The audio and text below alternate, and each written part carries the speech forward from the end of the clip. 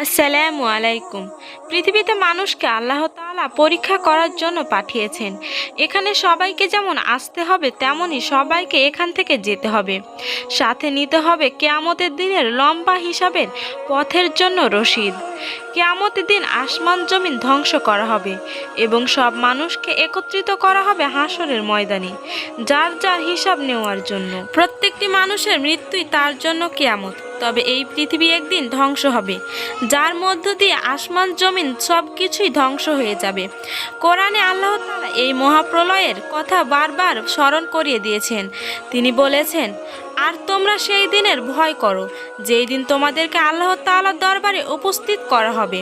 তখন যে যা অর্জন করেছ তা সম্পূর্ণরূপে প্রদত্ত হবে, আর তাদের প্রতি একটুও জুলুম করা হবে না। কিয়ামত একবারে আসবে না। কিয়ামত যে দিন দিন নিকটবর্তী হচ্ছে তা মানুষ বুঝতে পারবে। রাসূলুল্লাহ সাল্লাল্লাহু আলাইহি সাল্লাম আগমন কিয়ামতের অন্যতম একটি আলামত। এরপর বেশ কিছু ছোট ছোট আলামত প্রকাশ পেলেও কিয়ামত যখন কাছাকাছি আসবে তখন বড় বড় কিছু আলামত পাওয়া যাবে, যার মধ্যে 10টি অন্যতম। এক হচ্ছে ইমাম মাহদির আগমন।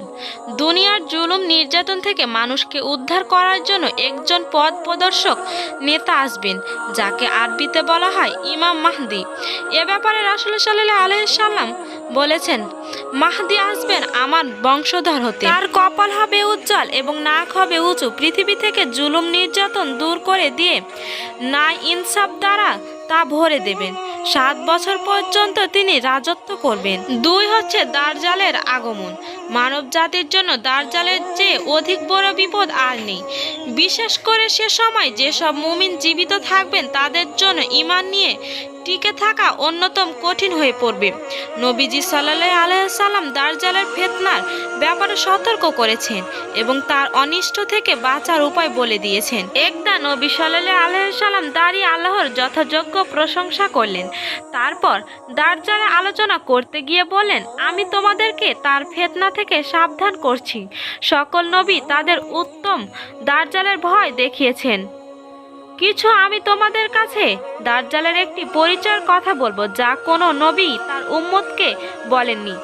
তা হলো দাজ্জাল অন্ধ হবে, আর আমাদের মহান আল্লাহ তাআলা অন্ধ নন। 3 নাম্বার হচ্ছে ঈসা ইবনে মারইয়াম আলাইহিস সালাম এর আগমন। সূরা নিসায় আল্লাহ তাআলা বলেছেন, ঈসা আলাইহিস সালামকে কেউ হত্যা করেননি, বরং তাকে আল্লাহ তাআলা তার কাছে উঠিয়ে নিয়েছেন। কিয়ামতের আগে তাকে আবার পাঠানো হবে। তখন পৃথিবীর সব ধর্মের মানুষ তাকে মেনে নেবে। 4 নাম্বার হচ্ছে ইয়াজুজ মাজুজের আগমন। ইয়াজুজ মাজুজের দল বের হওয়া কিয়ামতের একটি অন্যতম বড় আলামত। এরা বের হয়ে পৃথিবীকে বিপর্যয় ও মহাফিতনা সৃষ্টি করবে। দলে দলে মানব সমাজে চলে এসো ব্যাপক হত্যাযজ্ঞ চালাবে। তাদের মোকাবিলা করার মতো তখন কারো কোনো শক্তি থাকবে না। 5 নাম্বার হচ্ছে 3টি বড় ধরনের ভূমিধস। উম্মে সালমা রাদিয়াল্লাহু তাআলা আনহা থেকে বর্ণিত, তিনি বলেন, আমি নবীজি সাল্লাল্লাহু আলাইহি সাল্লামকে বলতে শুনেছি, আমি চলে যাওয়ার পর অচিরেই 3টি স্থানে ভূমিধস হবে। একটি হবে পূর্ব অঞ্চলে, আরেকটি হবে পশ্চিম অঞ্চলে এবং আরেকটি হবে আরব উপদ্বীপে। আমি বললাম, হে আল্লাহর রাসূল, সৎ লোক বর্তমান থাকতেই কি তাতে ভূমিধস হবে? রাসূলুল্লাহ সাল্লাল্লাহু আলাইহি সাল্লাম বলেন, হ্যাঁ, যখন পাপ কাজ বেশি হবে। 6 নাম্বার হচ্ছে বিশাল একটি ধোঁয়ার আগমন। কিয়ামতের নিকটবর্তী সময়ে বিশাল আকারে একটি ধোঁয়া বের হয়ে আকাশ এবং জমিনে মধ্যবর্তী খালি জায়গায় পূর্ণ করে ফেলবে। এই ধোঁয়া মুমিন ব্যক্তিদেরকে সামান্য একটু সর্দি কাশি ও জ্বরে আক্রান্ত করে দেবে।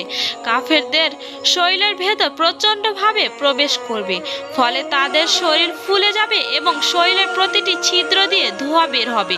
এটি তাদের জন্য একটি যন্ত্রণাদায়ক আযাবে পরিণত হবে।